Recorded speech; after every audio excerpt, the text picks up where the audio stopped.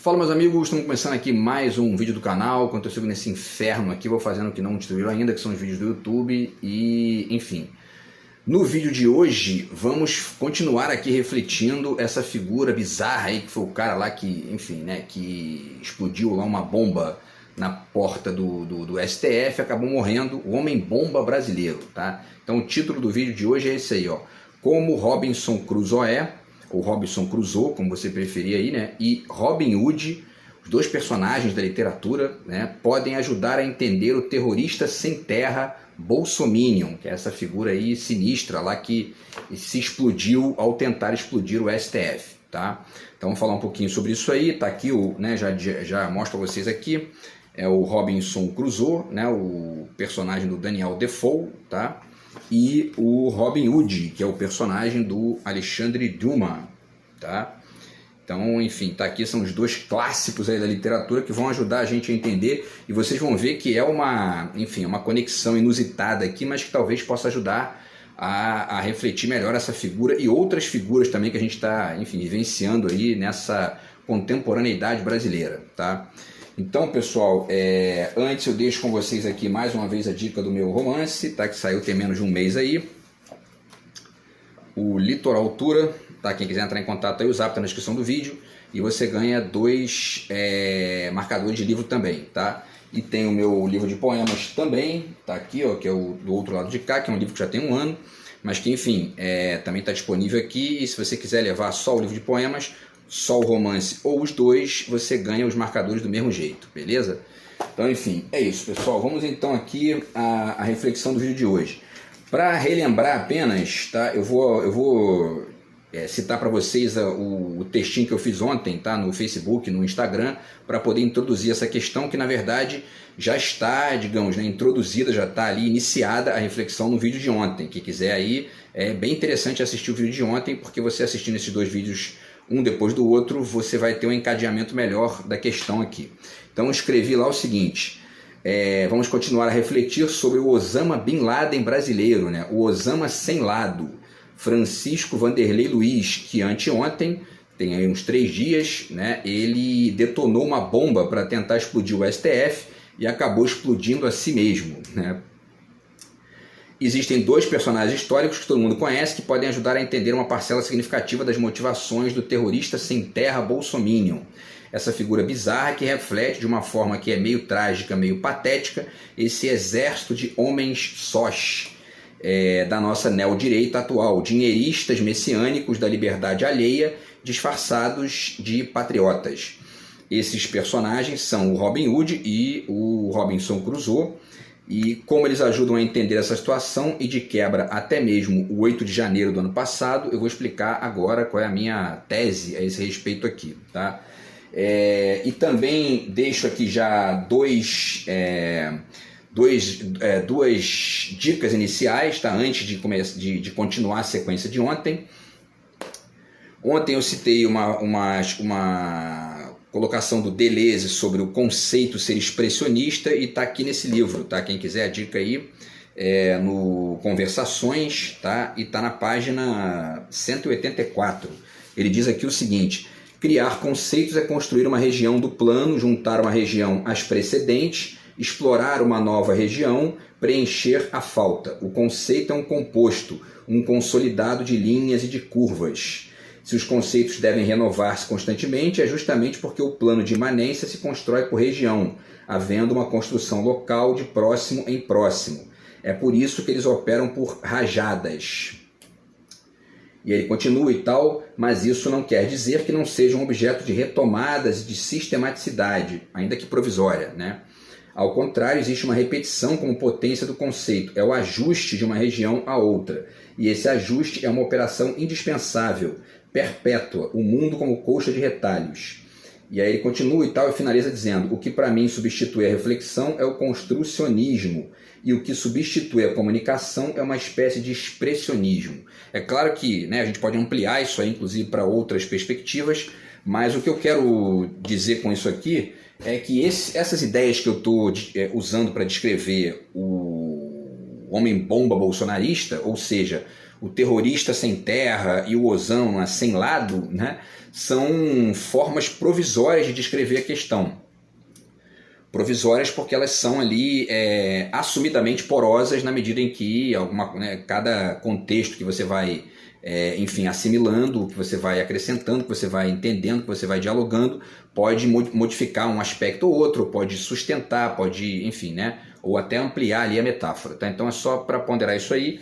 E a segunda colocação inicial aqui é apenas fazendo uma recapitulação do vídeo de ontem, né? Porque ajuda a entender aqui hoje. Então, os livros que eu citei no vídeo passado foi para ponderar certas figuras anticomplexas do mundo atual, tá? Então, vamos lá, né? Falei da questão do Inominável para o Roberto Calasso, tá aqui, tá? Eu não vou citar todas, né, para não perder tempo aqui, mas enfim, né, tem o ingênuo líquido, que é esse que acredita que acabou o Estado-nação, que acabou a cidadania, que só existe o individualismo, etc e tal, tá? Enfim, né, tem essa figura aqui também do Sloterdijk, que é o do mesmo barco, tá? Que também acha que acabou o Estado-nação, essa coisa do refugiado do Agamben e dessa coisa do cigano também, tá? A singularidade qualquer, né, do Agamben, que também me parece que está ali numa posição ainda anticomplexa ou pré-complexa, né? Talvez seja até o caso de dizer que é pré-complexa nesse caso aqui específico, tá?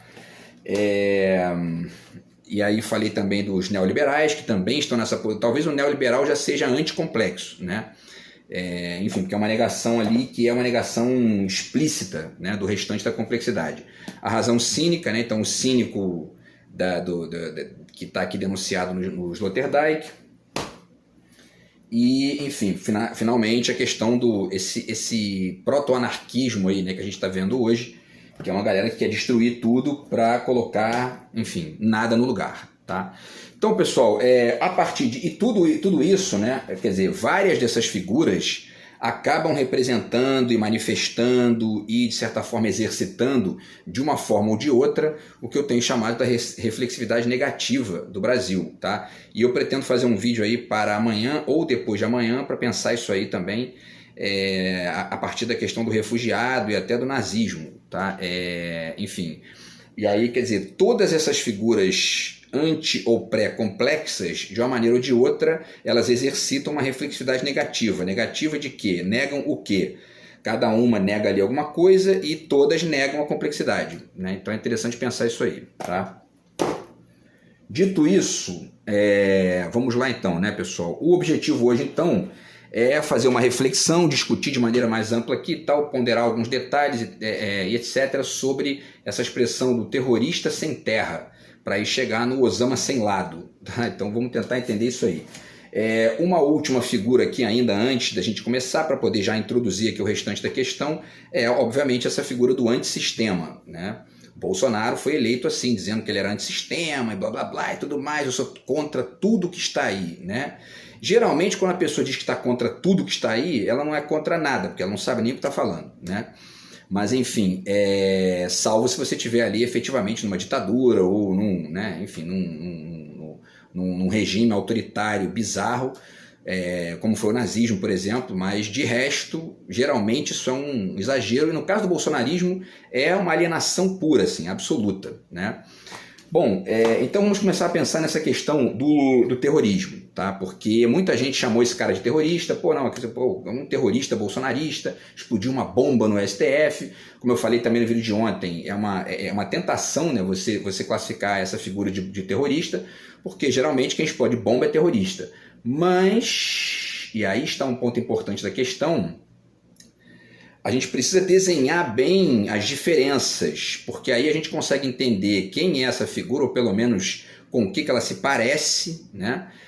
E ao mesmo tempo a gente consegue entender também outros detalhes do que a gente está vivendo no Brasil, inclusive o 8 de janeiro do ano passado, tá? E quando a gente chegar no final do vídeo, vocês vão ver que o Robinson Crusoe e o Robin Hood vão ajudar bastante nesse sentido aí, tá? Então vamos lá, pessoal, vamos começar com esse livrinho aqui do Chomsky, tá? Pra gente pensar nessa questão do terrorismo aí, tá? que é o 11 de setembro. Ele fez esse livro naquela época lá, né, logo depois do atentado das Torres Gêmeas, do World Trade Center e tal, e começou a se discutir pra caramba a questão do terrorismo. O terrorismo passou a ser um tema, enfim, né, mundial, e ao mesmo tempo serviu de justificativa, inclusive, para os Estados Unidos invadirem o Afeganistão e o Iraque sem nenhum tipo de prova ali de que ali havia alguma arma de destruição em massa, ou que havia, enfim, terroristas ali conectados com o atentado e etc e tal, tá? De qualquer maneira, o Chomsky então pondera o seguinte aqui, né? Isso aqui que ele fala vai ajudar bastante a gente a entender o conceito, tá, de terrorismo. Ele diz aqui na página 104, entendo o termo terrorismo exatamente no sentido definido nos documentos oficiais dos Estados Unidos. Abre aspas, o uso calculado da violência ou da ameaça de violência para atingir objetivos políticos, religiosos ou ideológicos, em sua essência, sendo isso feito por meio de intimidação, coerção ou instilação do medo, fecha aspas. E aí ele continua dizendo, né, mas com o significado literal do termo e da citação pura e simples dos documentos oficiais americanos ou estadunidenses, enfim, também há um uso propagandístico que, desafortunadamente, é a definição padrão. O termo terrorismo é usado para designar atos terroristas cometidos por inimigos contra nós ou nossos aliados. E aí todos condenam o terrorismo nesse sentido do termo. Enfim, né? Até os nazistas condenaram duramente o terrorismo e promoveram atos que chamavam de contra-terrorismo contra os partisãs terroristas, certo? E aí, depois ele diz uma coisa que também que é interessante, tá? Para poder acrescentar. Vamos lá, página 97. Os Estados Unidos são o único país que já foi condenado pela Corte Mundial por terrorismo internacional, ou por, abre aspas, uso ilegal da força com objetivos políticos, e a sentença ordenou-lhes que pusessem fim a tal prática criminosa e pagassem substanciais reparações por conta dela. Os Estados Unidos, é claro, não levaram em consideração o julgamento da Corte Mundial e chegaram mesmo a desdenhá-lo, reagindo com um recrudescimento da escalada do terrorismo contra a Nicarágua e vetando a resolução do Conselho de Segurança que conclamava todos os estados a obedecer às leis internacionais. Foi voto isolado junto com Israel, como sempre, né? Como sempre.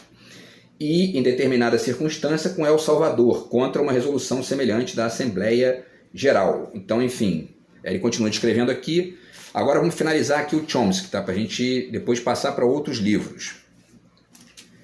Nas páginas 146 e 147, ele descreve exatamente o que os documentos oficiais dos Estados Unidos dizem sobre o terrorismo.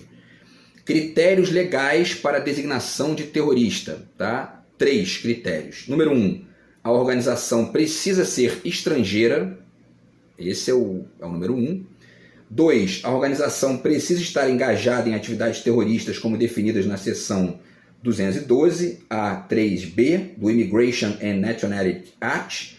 Então, quer dizer, e aí está descrito aqui, é muita coisa, tá? Mas basicamente isso, né? Ataques contra os Estados Unidos, vindo de inimigos externos, que querem atacar a economia, querem atacar a ideologia, etc. e tal, tá?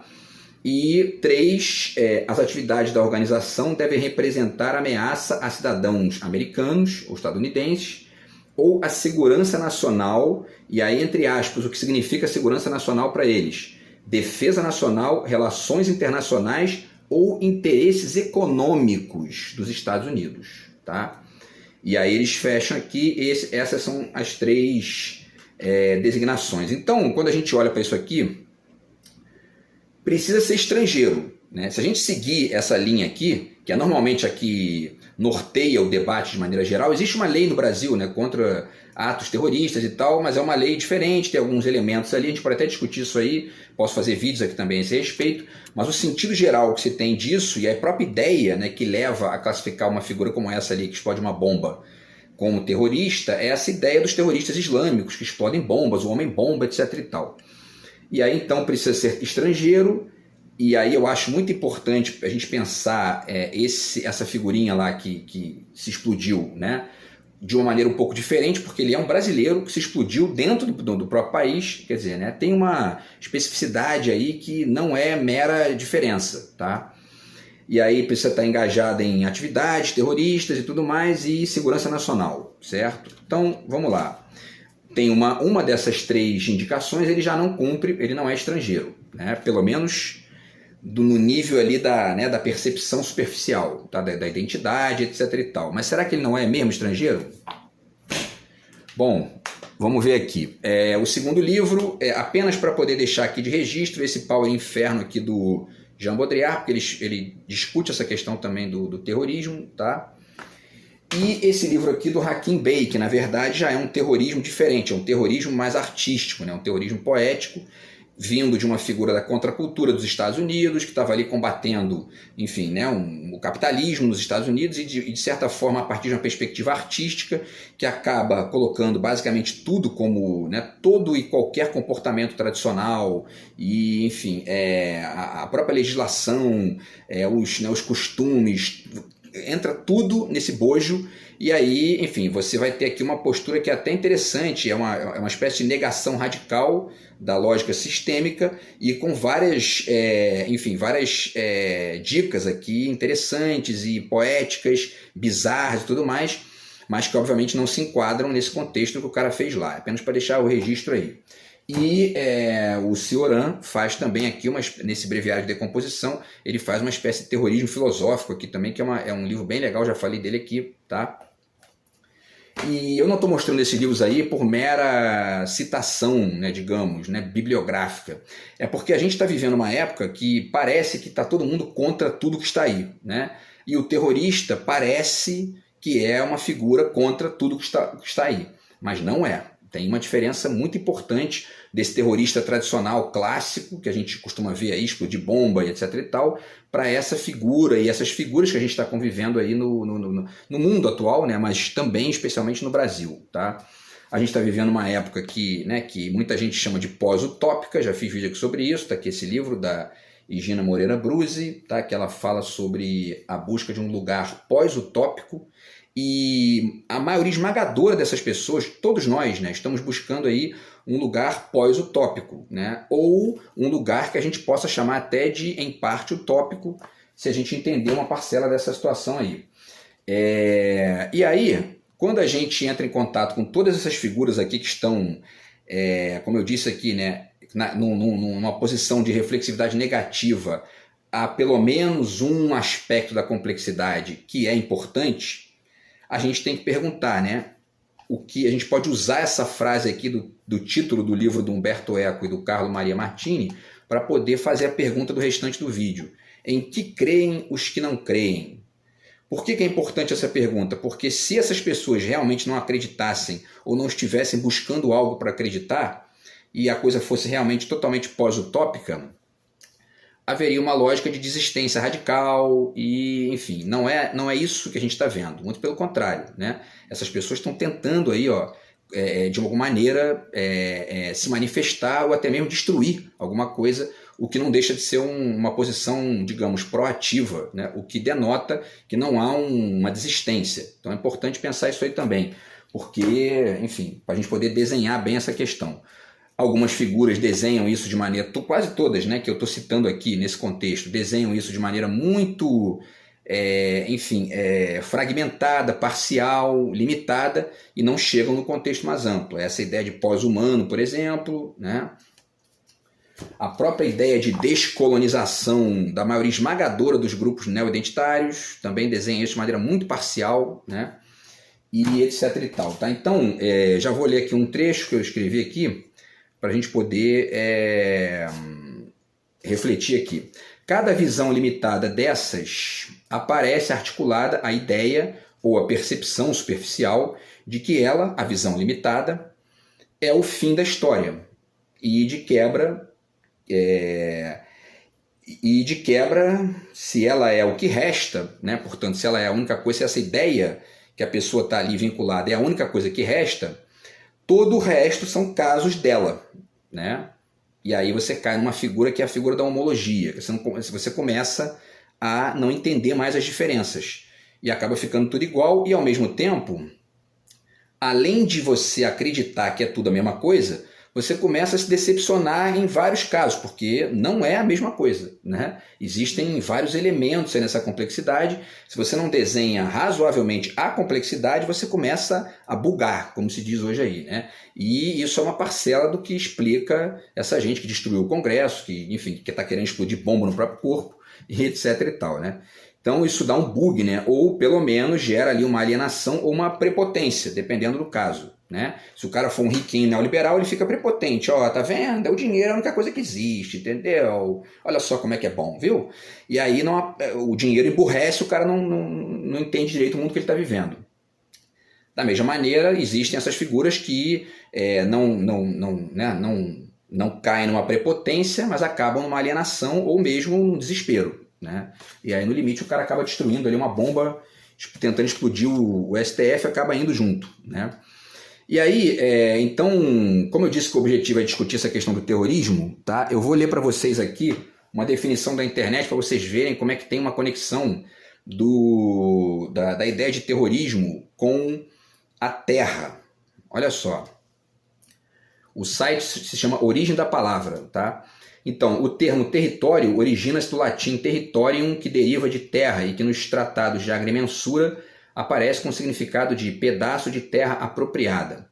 Em uma acepção mais antiga, pode significar uma porção delimitada da superfície terrestre. Nasce com dupla conotação material e simbólica. Dado que, etimologicamente, aparece muito próximo de terra territorium, quanto de terreo territor, ou seja, terror, aterrorizar.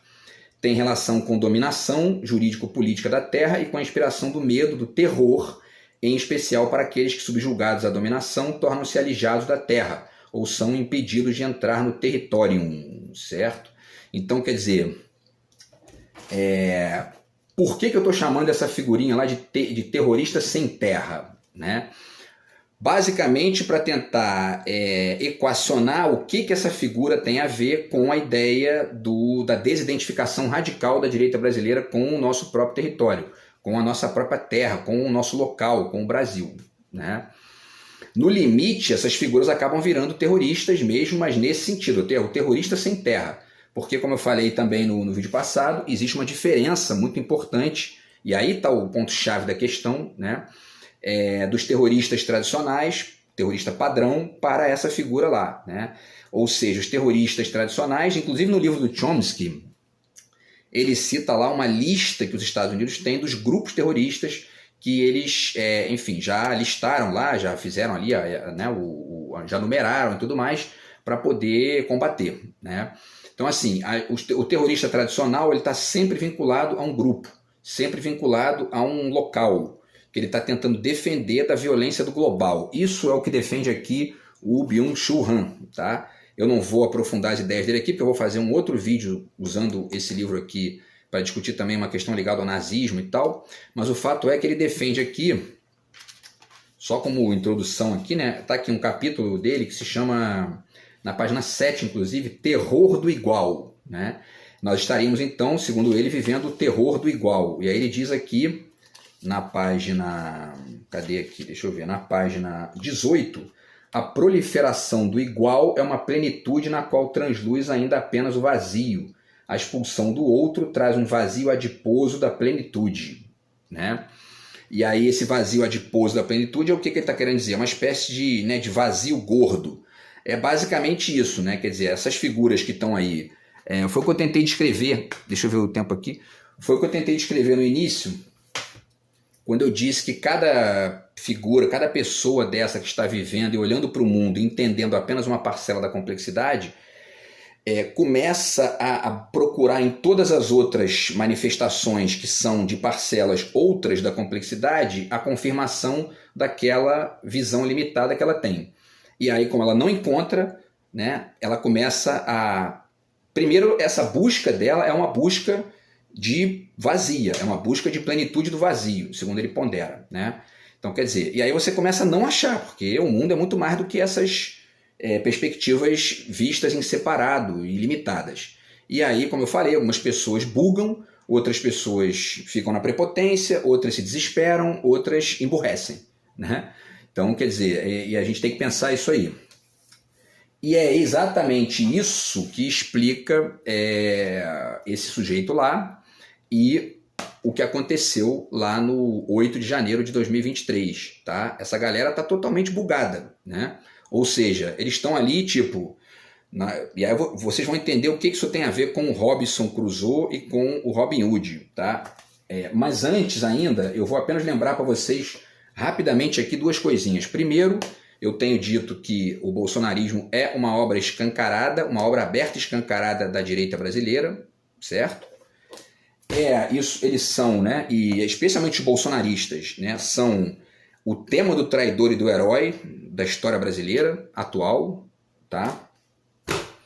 Isso se configura também numa certa denúncia do que é o exército, também nesse contexto, tá? E aí eu finalizo essa ponderação rápida aqui com um trechinho do Jean Baudrillard, no Transparência do Mal, que é inclusive um autor que o Byung-Chul Han cita bastante, e vocês vão ver um detalhe aqui, ó. Ele diz aqui na página 86 o seguinte: a partir do momento em que os estados já não podem se atacar ou se destruir entre si, voltam-se quase automaticamente para seu próprio povo ou território, numa espécie de guerra civil intestina do estado contra sua própria referência natural, que é exatamente o povo, né? Agora vamos substituir isso aí para a gente poder tentar desenhar melhor o que está acontecendo hoje, né? A partir do momento em que as pessoas já não desenham mais as diferenças, né? Diferença tanto no nível da complexidade quanto no nível mesmo do inimigo, que eventualmente exista, né? Voltam-se quase automaticamente para o seu próprio território, numa espécie de guerra civil intestina da pessoa contra o seu próprio território, né? Se a gente for alterar aqui sutilmente isso aqui, a gente vai entender melhor que figurinha é essa aí e que figuras são essas aí que estão, né, volta e meia armando destruir Congresso, destruir Planalto, destruir STF, matar gente, explodir bomba e etc e tal, tá? Isso aí é um efeito desse contexto no qual a pessoa começa ali a achar que a sua visãozinha limitada é a única, e aí começa a ficar numa visão radicalmente limitada e buscando nas outras o que as outras não são, e daqui a pouco buga e a resposta é quase sempre uma violência, tá? E vale dizer também que isso lembra o manifesto do Oswald, da antropofagia. Por quê? Porque ele fala em vingança aqui, e de certa forma essas figuras mais violentas que estão se voltando contra o Estado, contra o STF, contra o governo, etc. e tal, elas estão numa lógica ali de vingança. A vingança é isso, né? Quer dizer, você não enxergou o que você quis, você se vinga, né? Então, enfim, importante pensar isso aí também, tá? E por último, tem uma afirmação aqui também no livro, na filosofia do Lost, né? Que o Simone Regazzoni diz aqui, ele usa a expressão lugar não localizável, né, para poder falar dessa ilha lá, que é a ilha de Lost, né? E diz também aqui na página 39 que a ilha é um mundo no qual o mundo não existe mais. Essa ilha, que é um mundo no qual o mundo não existe mais, é a ilha da alienação da pessoa que começa a perder de vista o restante da complexidade. Tanto, enfim, o neoliberal, quanto o bolsominion, quanto o neoidentitário, todos esses em suas posições estritas e que ficam buscando negar o restante, né? Tá todo mundo meio lost, né, nesse barato aí. E alguns, como eu falei, acabam querendo destruir aquilo que, enfim, né, que está ali meio que incomodando aquela visão limitada.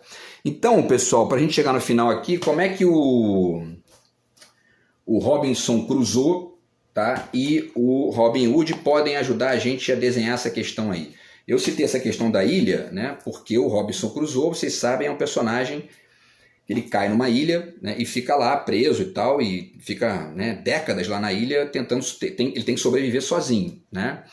E o Robin Hood é o príncipe dos ladrões, né, o que rouba dos ricos para dar para os pobres. Esse bolsominion, esse terrorista sem terra, o Osama sem lado, né, ele é uma mistura do Robin Hood com do Robinson Crusoe com o Robin Hood. Quer dizer, ele está numa ilha deserta de reflexão, numa espécie de individualismo estrito e estúpido, e quer salvar o que não existe, porque, né, ele está preso ali. Quer dizer, então ele quer tirar do rico para dar para o pobre num lugar onde não tem ninguém, porque ele está ali como se fosse um indivíduo, né? Ele acha que só existe o individual, tá? Então, quer dizer, essa figurinha bizarra é uma figura que ele tem uma percepção de mundo meio ilhada, mas ao mesmo tempo messiânica, né? Quer dizer, e no limite isso esbarra inevitavelmente com outros elementos da complexidade e, enfim, a pessoa acaba ou se decepcionando ou bugando, né? E aí, no limite, acaba explodindo o Congresso, acaba explodindo o STF, enfim, né? Coisa do tipo, tá?